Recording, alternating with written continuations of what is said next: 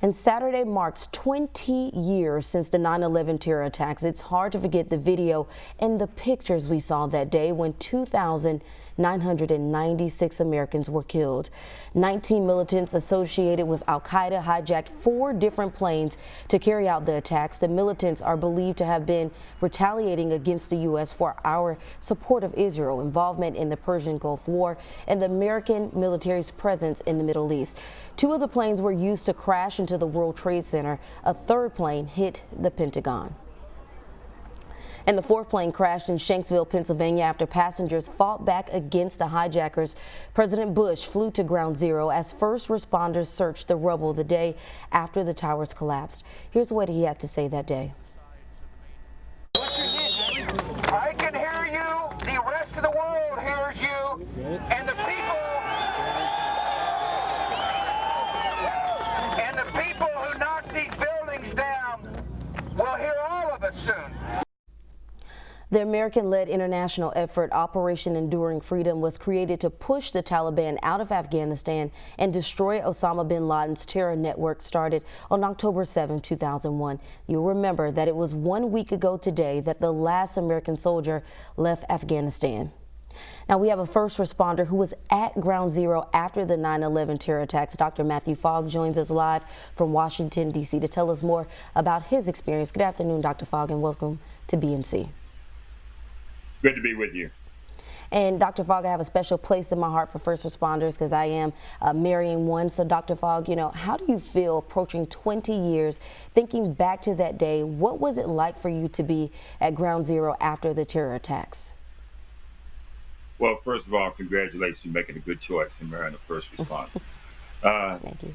Yes, when you're talking about on that particular day, I mean, when I really look back on it, there was a lot of fear and concern because when I arrived in New York, actually the night before the planes hit, I was at a hotel that was about 30, 40 blocks away. Mm-hmm. And so it just looked like the property was almost right up on you. And when I first went back to when I saw it on TV in my room, the buildings were burnt. One building was burning, and they said a plane had run into it. So everybody just simply thinking plane somehow got off track and made a mistake. But then when that second one came around and hit it, you knew then there was a problem. And when I went outside and everybody is hollering and screaming and pointing at the World Trade Centers and the smoke and could see it coming up, I knew then this is a real issue that America is in a problem. And then I got one phone call through. Somebody told me that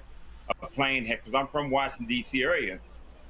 And it was amazing to happen to be in New York, but somebody told me a plane that was headed for the Pentagon and that everybody was concerned and running and trying to get out. So we thought that America was under attack totally, an all-out war, and you couldn't get phone calls out on your cell phone. So all you could do is go on what was happening on the news.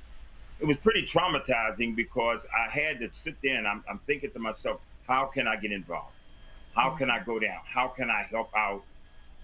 Because of all of my training and SWAT for the U.S. Marshal Special Operations Group and training that I had and search and rescue and dive rescue and all of this, I was like, okay, Matthew, even though you're out and you're on leave, you need to go down there and get involved. So I went across the street, a surplus store, bought fatigues, Army black gear, flashlights, everything, and started headed down there. And the next thing I know, I was in the middle of it.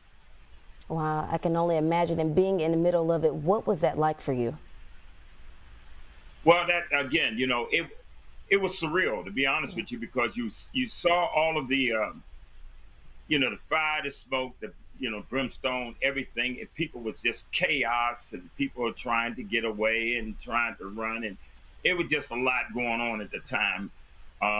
And I just started helping out. Later, People's Magazine had a picture of me. I didn't even know I was in People's Magazine, but someone called me and said, "Fogg, you're in People's." And some firefighters bringing the body of one of the firefighters that we were able to recover. He died. We were able to recover him. We were bringing him down off the hill, and they got a picture of me in front leading these guys, and we were trying to get him to the location where they had the bodies. It was just, everybody was on the hill. You had volunteers, you had law enforcement out there from different counties from around the United States. People were coming in and going, and it was just a lot of action going on. And the search and rescue, I was part of that, trying to find people alive and working and going into areas. And it was just a lot going on in such a condensed area, but yet it was so huge when two big buildings like that dropped down into one spot. It was surreal. I mean, it's just trying to explain it. You could never explain it. Somebody would have to see the amount of damage and clutter and fire and brimstone to really understand it, at the same time to know that your life was in grave danger by being there. Saturday will be 20 years since the 9/11 terror attacks. 19 militants linked to Al-Qaeda hijacked 4 planes using box cutters and knives. The hijackers used the planes to crash into the Twin Towers at the World Trade Center and the Pentagon. Passengers on United Flight 93 fought back against the hijackers and crashed into a field near Shanksville, Pennsylvania. Every nation in every region now has a decision to make. Either you are with us or you are with the terrorists.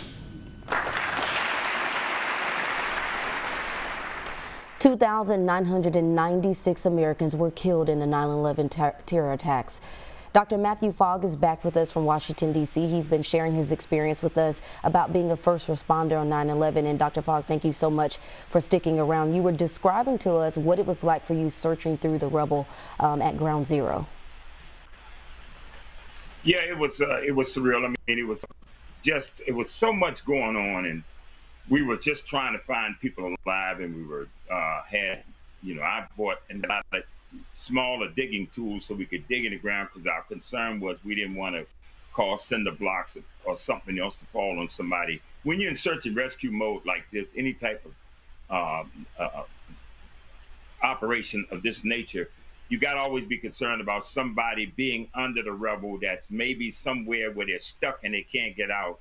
And if we just go on just at it willy-nilly, you could kill somebody else. So it was a process of trying to make certain that we could get people. And the whole time I was there, we found about like 7 people alive. But there were more people that was found, but there were a lot of bodies that were recovered. Also, you were running into bodies and parts and that type of thing, and then the fire and everything else. So it was just an operation of trying to say, when do we get this thing under control? When do we get it to where everybody feels more comfortable in working in our surroundings? The main thing, we didn't want other officers to get hurt, or law enforcement people, or whatever, first responders to get hurt. I retired as a chief deputy U.S. Marshal, but we just didn't want people to get. And so the goal was to try to save as many people as we could, at the same time try to get the situation. It was a tedious process, and then I left. And Dr. Fogg, you broke up just a little bit on this, but I want to be able to ask you this. So many first responders actually suffered from PTSD after the terror attacks. Did you experience this yourself? I did, to some degree. I mean, I'm under the what they call the emergency 9/11 medical alert scenario, that I get a physical every year for my lungs and everything like that, because we was breathing in a lot of dust and air that was harmful. I didn't know it at the time for a while. Then I learned later that there was a lot of chemicals in the air. When I'm thinking the smoke wasn't there, I was okay. But I learned there were a lot of chemicals and stuff in the air, even though the smoke wasn't there. And a good friend of mine, Magilo Plume, she just died from it, and from contracting cancer from it. So there have been quite a few people that have passed away. But the reality was the danger. A lot of stuff it was instant. You was there as a first responder. You go in a lot of times. That's what we trained even in law enforcement. You go into dangerous situations a lot of times without concern for your own health and safety. You train on how to take care of yourself. But reality of it is that when you're in a situation this is unstable situation, you don't know what you're going to be confronted with. So yes, I would say, to answer your question, there was a lot of concern with me over the years.